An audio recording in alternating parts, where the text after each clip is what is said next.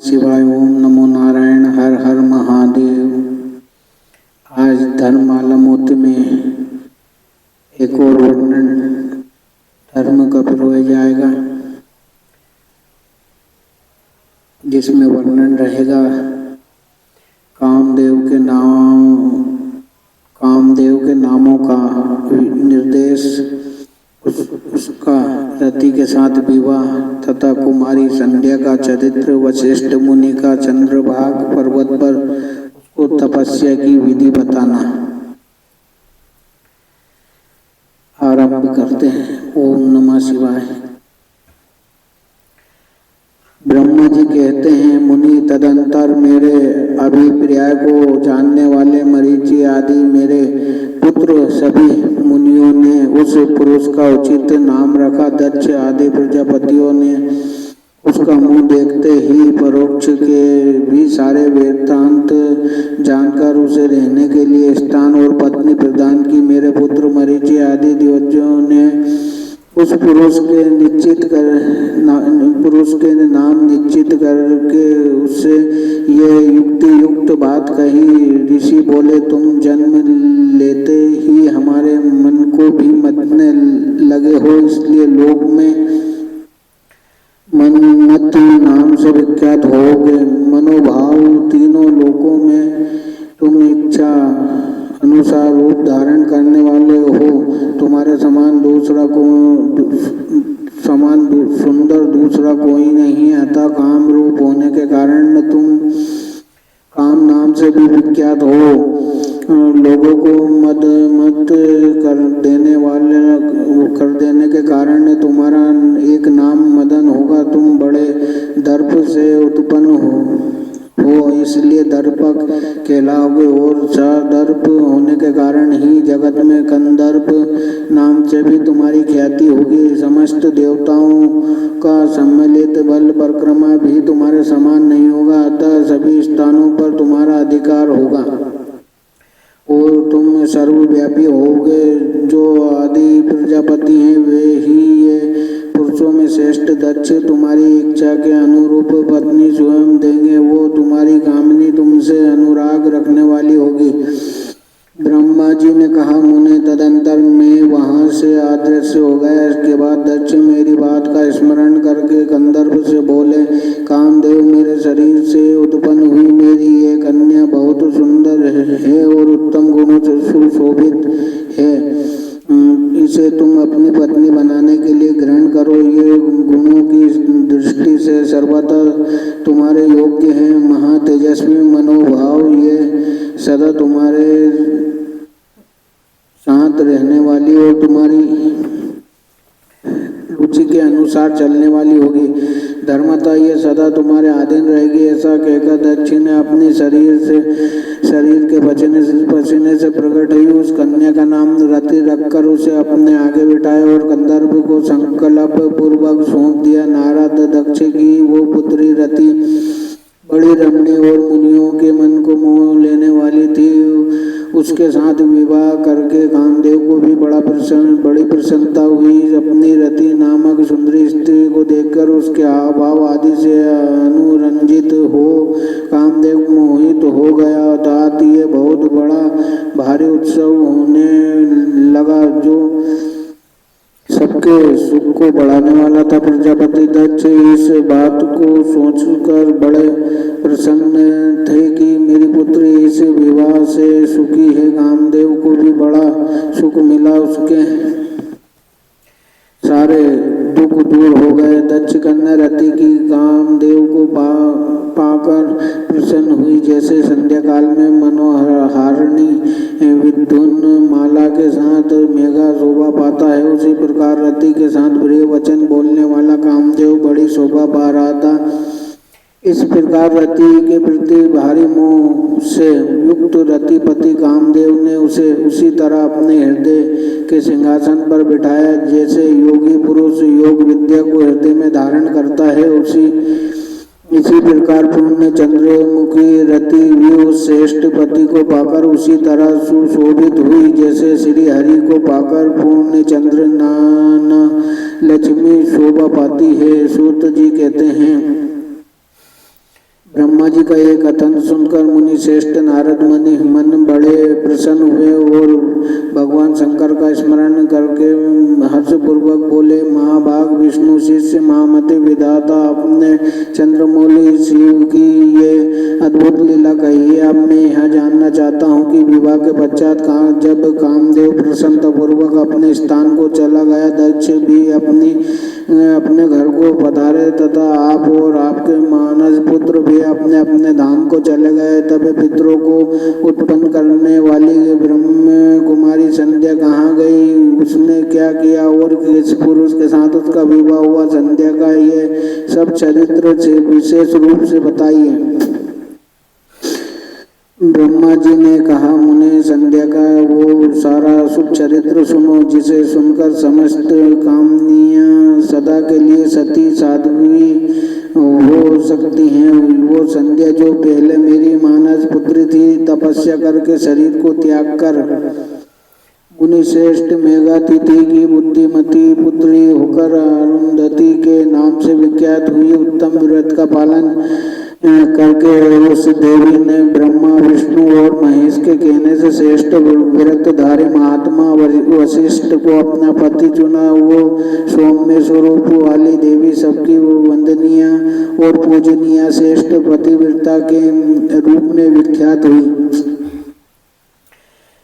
नारद जी ने पूछा, भगवान संध्या ने कैसे, किस लिए और कहाँ तप किया, किस प्रकार शरीर त्याग कर वो मेधातिथि की पुत्री हुई। ब्रह्मा विष्णु और शिव इन तीनों देवताओं के बताए हुए श्रेष्ठ व्रतधारी महात्मा वशिष्ठ को उसने किस तरह अपना पति बनाया, पितामह, ये सब मैं विस्तार के साथ सुनना चाहता हूँ। अरुंधति के इस कौतूहलपूर्ण चरित्र का आप यथार्थ रूप से वर्णन कीजिए। ब्रह्मा जी ने कहा, मुने संध्या के मन में एक बार सकाम भाव आ गया था, इसलिए उस साध्वी ने यह निश्चय किया कि वैदिक मार्ग के अनुसार मैं अग्नि में अपने इस शरीर की आहुति दे दूंगी। आज से इस भूतल पर कोई भी देहधारी उत्पन्न होते ही काम भाव से युक्त न हो, इसके लिए मैं कठोर तपस्या करके मर्यादा स्थापित करूंगी।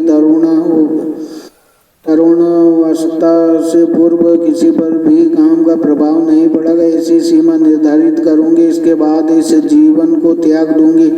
मन ही मन ऐसा विचार करके संध्या चंद्रभागा नामक उस श्रेष्ठ पर्वत पर चली गई, जहाँ से चंद्रभागा नदी का प्रादुर्भाव हुआ है। मन में ये तपस्या का दृढ़ निश्चय ले संध्या को श्रेष्ठ पर्वत पर गई हुई जान मैंने अपने समीप बैठे हुए वेदांगों के पारंगत विद्वान सर्वज्ञ जीता आत्मा एवं ज्ञान योगी पुत्र वशिष्ठ से कहा, बेटा वशिष्ठ, मनस्विनी संध्या तपस्या की अभिलाषा से चंद्रभाग नामक पर्वत पर गई है। तुम जाओ और उसे विधि पूर्वक दीक्षा दो। तात वो तपस्या के भाव को नहीं जानती है, इसलिए जिस तरह तुम्हारे यथोचित उपदेश से उसे अभीष्ट लक्ष्य की प्राप्ति हो सके वैसा प्रयत्न करो। नारद, मैंने दयापूर्वक जब वशिष्ठ को इस प्रकार आज्ञा दी, तब वे जो आज्ञा कहकर एक तेजस्वी ब्रह्मचारी के रूप में संध्या के पास गए। चंद्रभाग पर्वत पर एक देव सरोवर है जो जलाशयोचित गुणों से परिपूर्ण हो, मान सरोवर के समान शोभा पाता है। वशिष्ठ ने उस सरोवर को देखा और उसके तट पर बैठी हुई संध्या पर भी दृष्टिपात किया। कमलों से प्रकाशित होने वाली वो सरोवर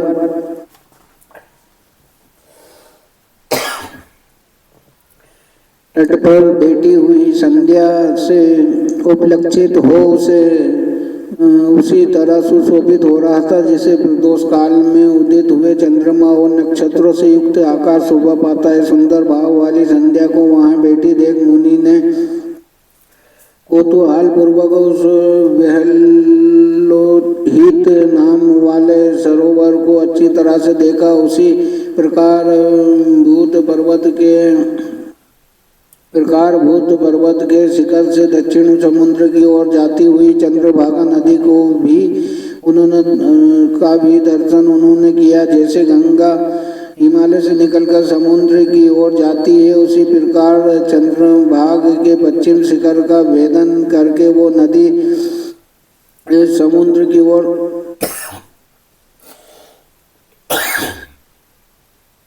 जा रही थी। उस चंद्रभाग पर्वत पर विहलोहित सरोवर के किनारे बैठी हुई संध्या को देखकर वशिष्ठ जी ने आदरपूर्वक वशिष्ठ जी बोले, भद्रे तुम इस निर्जन पर्वत पर किस लिए आई हो, किसकी पुत्री हो और तुमने यहाँ क्या करने का विचार किया है? मैं यह सब सुनना चाहता हूँ। यदि छिपाने योग्य बात ना हो तो बताओ। महात्मा वशिष्ठ की यह बात सुनकर संध्या ने उस महात्मा की ओर देखा। वे अपने तेज से प्रज्वलित अग्नि के समान प्रकाशित हो रहे थे। उन्हें देखकर ऐसा जान पड़ता था मानो ब्रह्मचार्य देह धारण करके आ गया हो। वे मस्तक पर जटा धारण किए हुए बड़ी शोभा पा रहे थे। संध्या ने उन तपोधन को आदरपूर्वक प्रणाम करके कहा। संध्या बोली, ब्राह्मण में ब्रह्मा जी की पुत्री हूँ, मेरा नाम संध्या है और मैं तपस्या करने के लिए इस निर्जन पर्वत पर आई हूँ। यदि मुझे उपदेश देना आपको उचित जान पड़े तो आप मुझे तपस्या की विधि बताइए।